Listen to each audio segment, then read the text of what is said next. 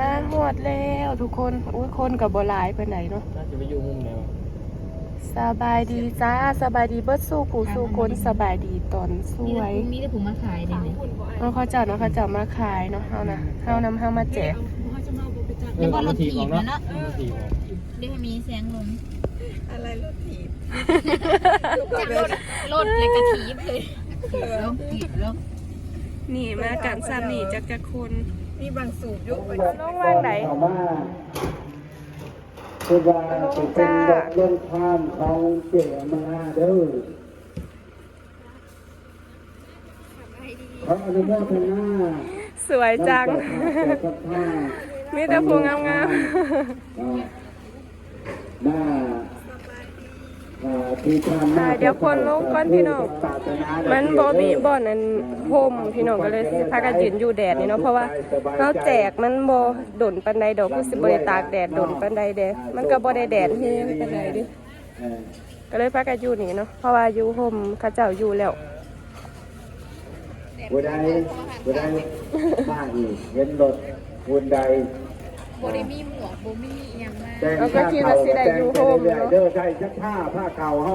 บ่แดดดอกโบสให้แน่เด้อแป๊บนึงอย่าฟ้าวแด ชั ด กผ้าเพิ่นบอกใครอยู่คนคนบ่หลายปานใดเนาะเขาเจ้าคนมาขายก็มีทั้งคนมาขายกับโรงทานเขาจะสิเป็นโรงทานน้ำทางนั้นน้ำอัดลมเนาะคือว่าออกต้นหยาดย่อมมาจากบ้านดงดอกไม้มากมาก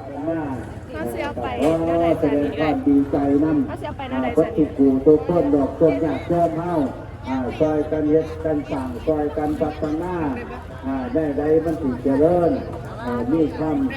ำดูดีมีแห้งทุกกายสบายใจในเกาะที่พัวมีแต่ผู้โตใหญ่ๆระวังมันทับแม่เจี๊ยบเด้อไปมีทั้งครูบาอาจารย์เฮากับมีทางกองเพิ่มเนาะและอีกคนนั้นยะทานเปอร์ยะทานเปอร์กับสีมาจากหน้าคลองทาบ้าหัวแม่งานเราได้สถานที่ที่เป็นสถานที่ศักดิ์สิทธิ์มาเลยเนี่ยทานมาดื่มน้ำวัดบ่ได้บ่ออกตรงเนี่ยโยม3%หน้าพวกหน้าค่ำไปนั่นใด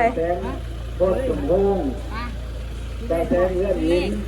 ได้ข้อกันเราบอกเรียกแมวให้เวลา2แมวบ่เดือนเก็บเพ่งเป็นแมวป่าไหนยังเป็นเจี๊ยบแมวป่าไหนยัง14หรือ18 14 54 94เด้อพี่น้องเลขแมวป่าเขียนสื่อเจ้าภาพโรงทานพี่น้องแล้วก็เอาคันนักเบ่งเนาะขึ้นมาถวายเพิ่นบูชาพระ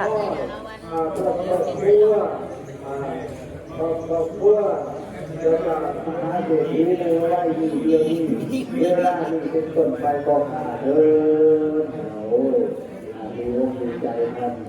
เดินทางในบ้านมาออกมาเดินเป็นหายเป็นตาว่าห้าสังฆทานอันนี้เป็นเงินของ FC ผากถวายเนาะอันนี้น่าสิเป็นบ่อนทรงผ้าเนาะอันนี้คือคันหมักเบ่งของเงินFC ฝั่งไทยเด้อเนาะเพิ่นให้สวรรค์ค่ะไปซื้อคันหมักเบ่งค่ะแล้วก็เทียนเอามาถวายวัดให้เพิ่นเนาะแล้วก็มีจำนวนเงินอยู่590 บาทแต่ซั่นตื่มใส่ก็บ่ได้เป็น600ไปเลยเนาะแล้วก็มีดาราวันเป็นเจ้าภาพโรงทานและการถวายเงินถวายปัจจัยสัญญาทานหนังหยอกกะ500 บาทเนาะท่านถวายเนี่ย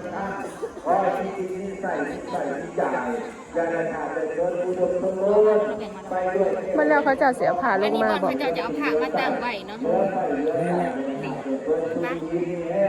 อันนี้คือสิเป็นน้ำอบน้ำหอมเท่าที่แบบบริเวณน้ำอบน้ำหอมมาแต่เกิดก็คือแน่นเนาะสะดวกสบายยังเขาจะยังนั่งอยู่พระเจ้าคือบอกนะพี่ไปทั้งพี่ก็ได้แบบน่าสิเป็นผ้าขาวเขาเจ้าแต่งเนาะลายบ้านมาโฮมกันไม่นี่บ่อน้ำในหันนะ จะได้ยันเดียวบุ้งนี่รออยู่ไปเถอะไปกำลัง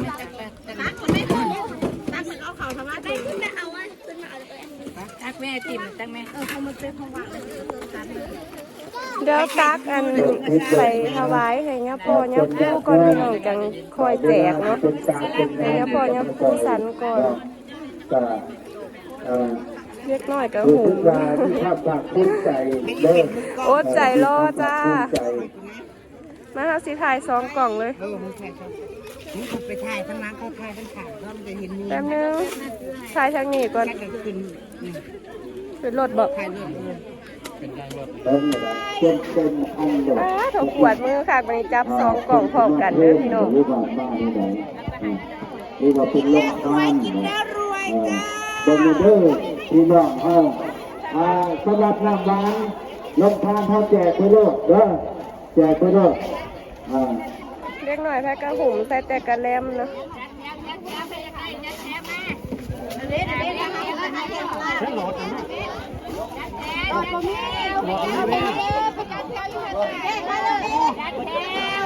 เอาบทจัดหรอกเขาจะเอาบทจัด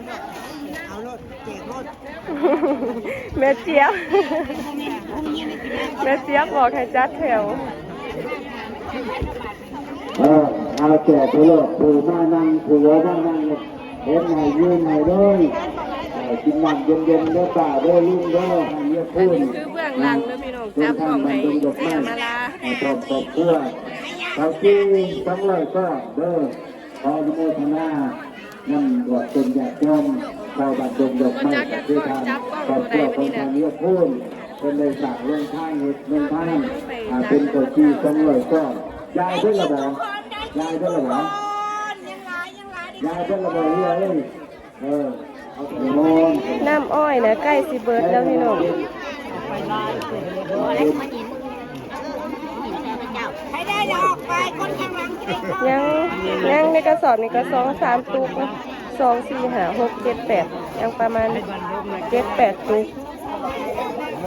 น้ำอ้อยสิเบิดก่อนหมู่เพราะว่ามันอากาศมันร้อนคล้ายแต่ว่ามันบ่แดดเนาะยืนอยู่กลางแจ้งกับบ่มีร่มแต่มันบ่แดด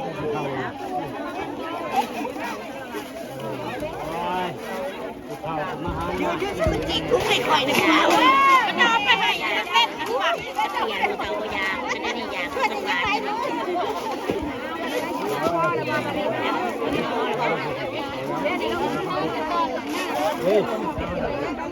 ทางนั้นก็น่าสิเป็นโรงทานพี่น้องโรงทานน้ำเนาะดีโดจอกป้าทุกคนทางเฮาผมคือกลายแห้ง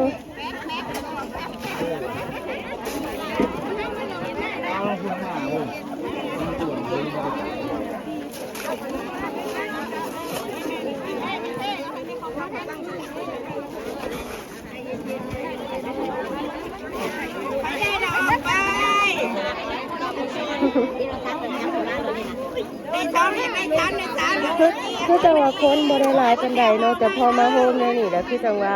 หุ่มอยู่ตลอดบ่ได้บางเลยจังซ้ำเก่าตลอด ออกไปกินก่อนเบิดเป็นแก้วแล้วต้องไปพักท้องก็ได้บ่เบิดมา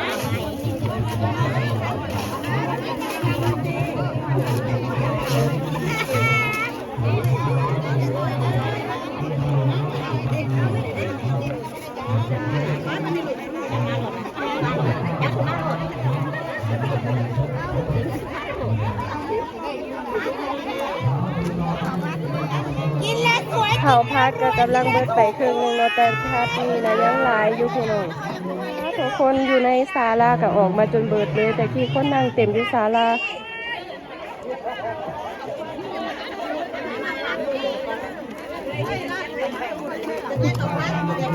อยากบอก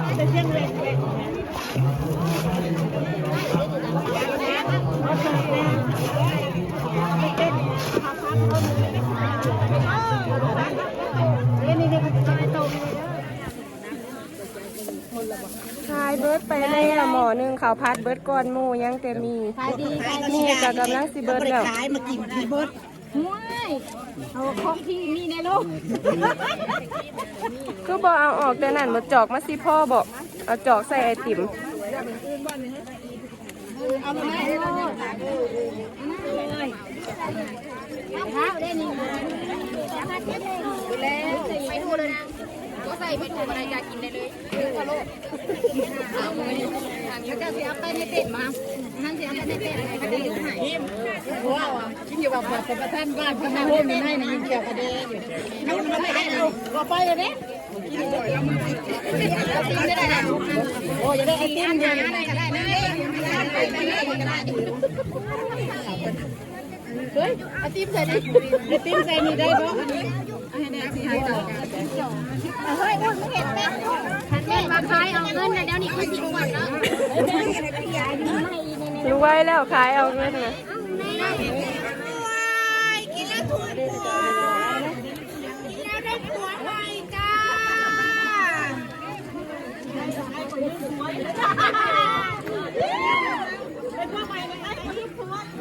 น้ำอ้อยไอติมผัด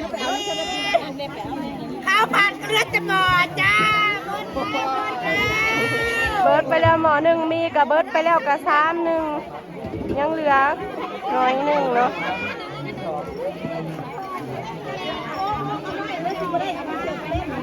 ไอติ่มเขาเจ้าคือใส่จอกจังสั่นจอกก็มาสิบ่พอน้ำอ้อย กระแลมตั้งไว้ข้างหน้าไปโดนแล้วไม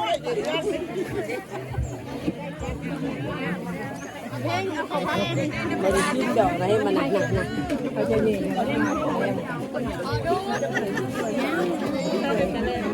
คนเริ่มบางแน่เลือกน้องเพราะว่าได้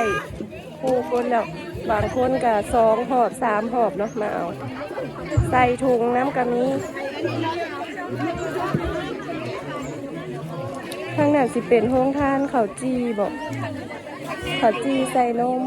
ข้างหน้าสิเป็นดีโด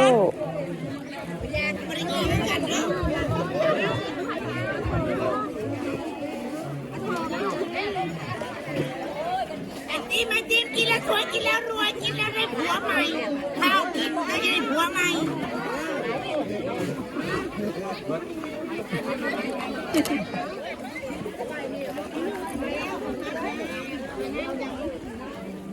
เบิร์ดไปแล้วแปนคักขนาด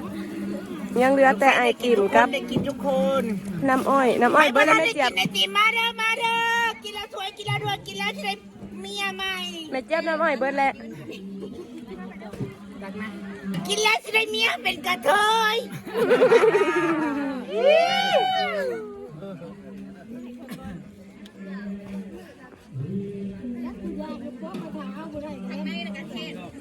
ลืมเล็กแมวเด้อ เล็กแมวเสียวแล้วบอก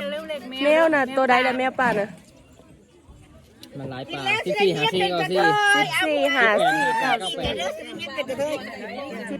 54 98 มันมี2แมวพี่น้องแมวบ้านแมวป่า เอาเบิร์ดทั้งสองแมวแหละแมวบ้านแมวป่าปกตินางไม่ได้บอกแม่หนูนั่งถามอยู่นะ คัน บอกว่า คัน ถามเองนะ คันคนใดที่เราบ่มักได้ถามแล้วก็บ่บอก แม่เป็นคนถามเองน่าเห็นเลยว่าน้องถิ่นบนโลกไปแล้วผัดว่าเอามาเนี่ยเขานะเอาเก็บพวงมาเลยจ้าเก็บงามๆจ้าเก็บไว้ให้ลูกค้ารอบไหน สุดท้ายก็บ่ได้ถ่ายรูป เมื่อใส่อยู่เงินเก็บไว้เอามายืนข้างร้านหน่อยจะเพิ่มมึงได้ ซิมแน่กะแลมน่ะ วันนี้ผู้ให้บอกห้องอะไรจิ้มได้เด้อกระแลมเด้อกระแลมแซ่บก็ปีไม่มาก็ไปมวยกูมวย มันตักยากเด็กกะแลมน่ะมันเลยเบิดน้ำหลังหมู่ ผู้ใดจักกระแลมนะมาให้ผู้ชายกันเอาดีโดมาได้กระแลมโอ้ยขอบคุณจ้าใครเล่นไปสวยวันสวยคืนจ้าถูกขับออเดอร์สวยวันสวยคืนนะ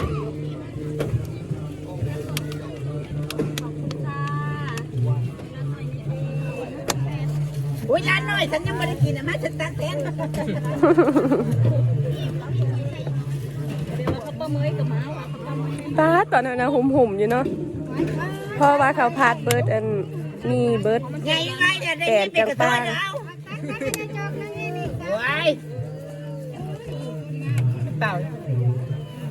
จอกพ่ออยู่แม่เจี๊ยบเรือบอกอุ้ยเรือตั้งแถวหนึ่งจอก3 แถว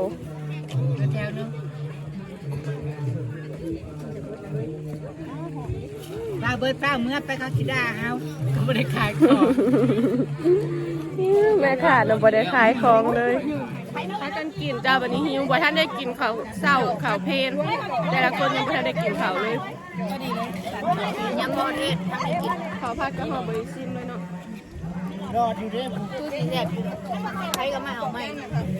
ด่าไม่ได้บุ้งผมด่า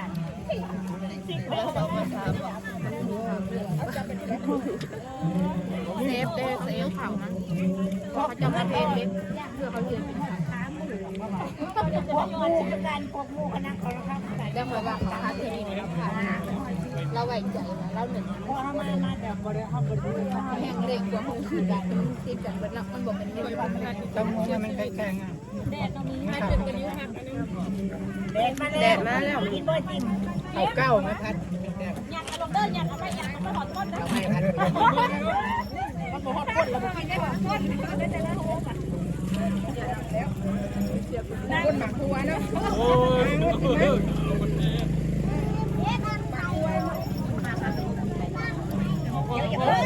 โอเคค่ะทุก หลอก คน หากินวงทันเขาแบบนี้ วันนี้เนาะจะยังถ่าทรงถ่าจักหน่อยโอเคจ้าทุกคนเนาะคลิปนี้ก็คือสิได้ขออนุญาตลาเลยเด้อขอบใจเบิร์ดสู้ผู้สุคนที่ติดตาม แล้วก็ฝากติดตามฝากเบิ่งโฆษณาให้ในเด้อพี่น้องพบกันคลิปหน้าไปแล้วสบายดีจ้า